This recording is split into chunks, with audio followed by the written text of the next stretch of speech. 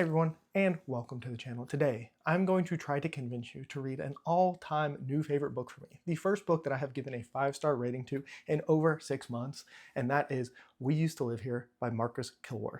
Now, this isn't even a book that I thought I would love. This is a book I went into thinking it would be fine, and like I said, this is now an all-time new favorite for me. This is a book that I legitimately have not stopped thinking about since I finished it in early January this year. This isn't a fantasy book. This is what I'm going to kind of call a horror, mystery, thriller, psychological, brain twister. I don't even know. It combines a lot of different genres together, and it's not necessarily something would be the first thing I would grab off of a shelf, but now it is absolutely a go-to recommendation for everybody. And there's two reasons for that. One, because I think you're either going to love it, or I think you're really not going to enjoy your time, which is an interesting book to try to recommend to people. Obviously, people are going to react to things very differently, and even for myself, this is a book that I think if I had read in maybe even a different mood, at a different time in my life, this is not a book that I would have given 5 stars. This is not a book that would be a new all-time favorite. This is a book that I would look at and say, what the heck is all the fuss about? Why are people enjoying this? And that seems to be the case in general. I have scoured the internet looking for other people's opinions.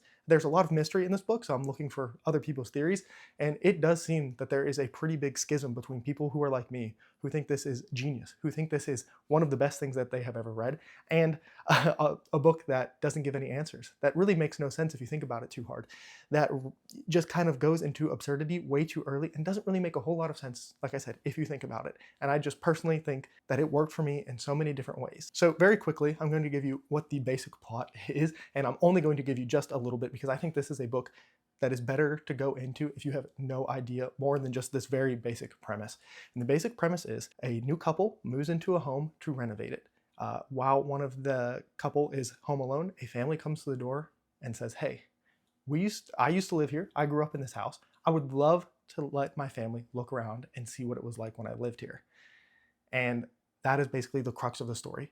The owner of the home now says yes, and the story begins. And I think that is really all of the information you really need to decide to go into this book. I don't think you need to know a whole lot more. I've probably already given enough away that this is a psychological horror mystery kind of book. And I don't think it's going to work for everybody, but I still want you to read it. And this is not normally something I would do. Normally I try to fit, I find a book and I'm like, this book is for these people. If you don't like it, you shouldn't read it because of X, Y, Z reasons.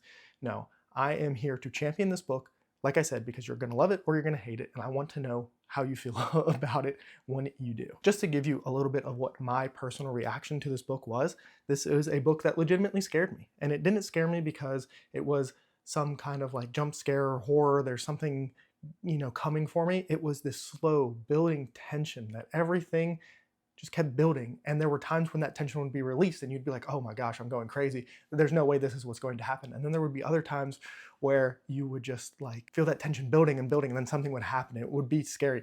I was listening to this on an audiobook, and there were multiple times where I was walking back and forth in my hallway and I would catch a glimpse of myself in the mirror, and it would make me get chilled because I thought I saw something, even though it was literally just my own reflection in the mirror. There were times when I was reading this laying awake in the middle of the night in the dark, and I was like, I don't know if I can go to sleep now because I'm legitimately scared. I'm not really somebody who gets scared, right? Like, once you get to a certain age, you're old enough to realize like there's not a whole lot of things that can actually scare you in like a normal day, right?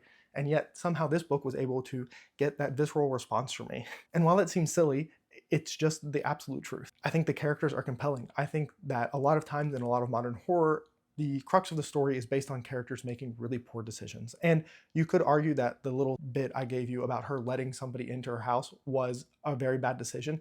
And while yes, that's a fair complaint, I think throughout the story, the main character makes a lot of very logical decisions that I think build up the tension and the fret and the worry that comes from this book, because she's making decisions that normal people would. It's a decision that I would have made, that you would have made, that a normal person doing something would have. And there's always just this tinge of doubt of what is actually going on throughout this entire book that I just think lends itself so well to the story that is being told. I think another thing that this book does extremely well is the little bit of information you get as time goes on is just enough to give you enough to theorize about, but not too much to come to some kind of crazy conclusion, right? It's the kind of story where it doesn't never really answer your questions, but it gives you the ability to answer questions. And I do know that for some people that is going to be extremely frustrating. they're going to want concrete answers. They're going to want to know exactly what is going on.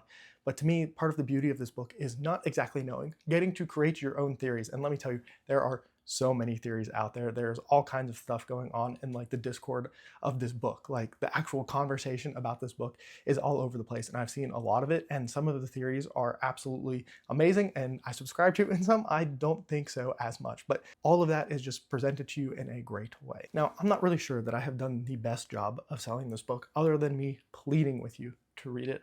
I want nothing more than for you to read this book, come to a weekly update or a monthly wrap up once you have finished it, and tell me why you hated it or why you loved it, because I just want to see more people's reaction to this book, because I think it just offers a very interesting reading experience that I haven't really gotten anywhere else. So if I still haven't convinced you to read this yet, please let me know down below in the comments, and I will try to come up with a better, more concise way to convince you.